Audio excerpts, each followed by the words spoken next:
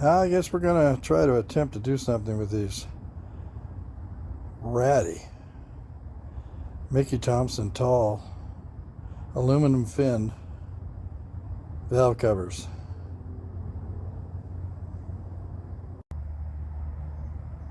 I mean to tell you, these are looking ratty. Yeah, they're nice valve covers. You can pop a hole in there if you need to. On that one, I believe. Put a grommet in there for whatever, depending on your application. But yeah, those are oxidized and radius HE double hockey sticks. And this one, yeah, it's no better. I don't know if we're going to be able to do anything with those or not. Those are, well, the problem is they've sat out in the weather for, oh God, 5 or 6 years. Easy. Every day, snow, water, heat, wind. Yeah. They were just discarded, no longer needed. But now we're going to attempt to make something out of them if we can. And we're going to need to make us a base. And it's got to measure about 1 foot by 1 foot.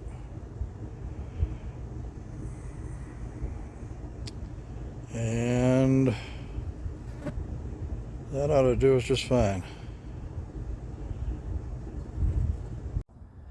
And when you're moving around that 4 foot by 4 foot chunk of 3/16, it's a good workout.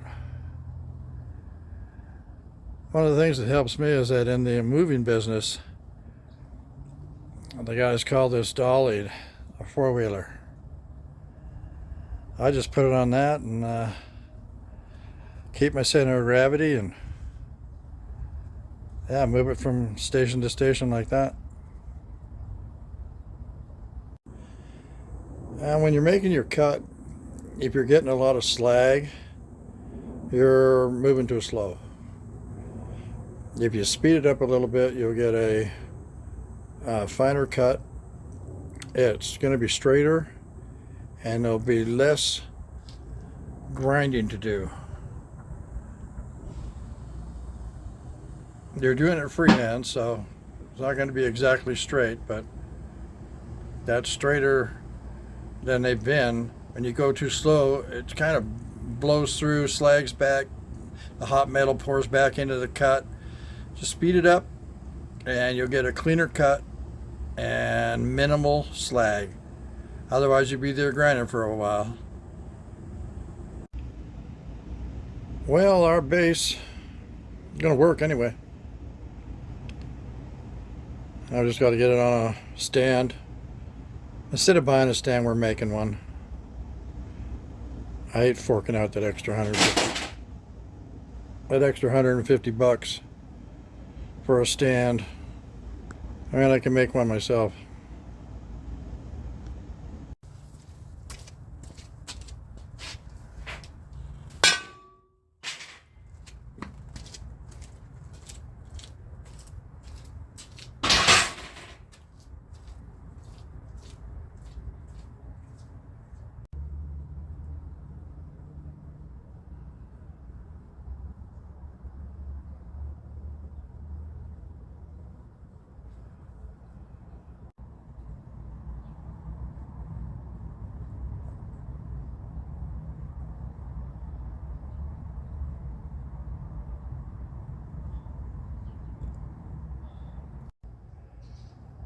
No, I think that's going to be a little too high. Just haven't found the sweet spot yet. But that's yeah. That's too high, so that's out. And that's about 2 inches too high. I think I mentioned that it's between like $100 and $150 to get a stand with your purchase. And I never want to pay the extra for something that, I can make. In this case, the right height for my body is important. The stand you buy, it's stationary, and they want you to drill the concrete to mount it. And that's great. But what if it's just an inch too high or an inch too low, and every time you go to use it, you curse it?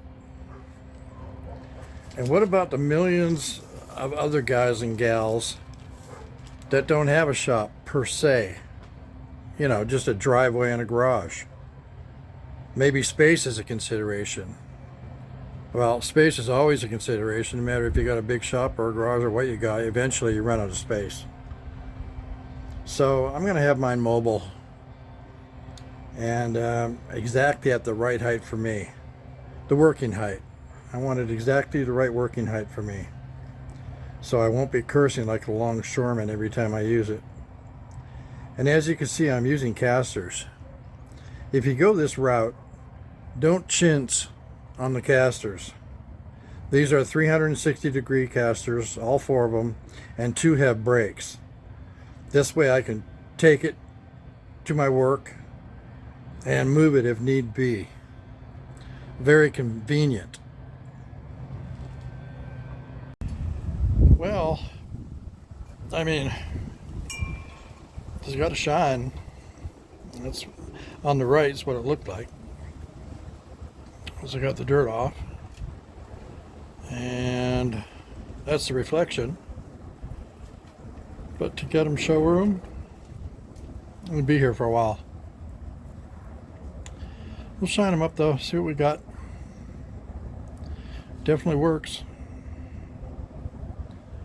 You can see the reflection right in the cover, so. Just gotta put more elbow grease into it. I had some elbow grease around here. I put it somewhere and I can't find it. I'll track it down.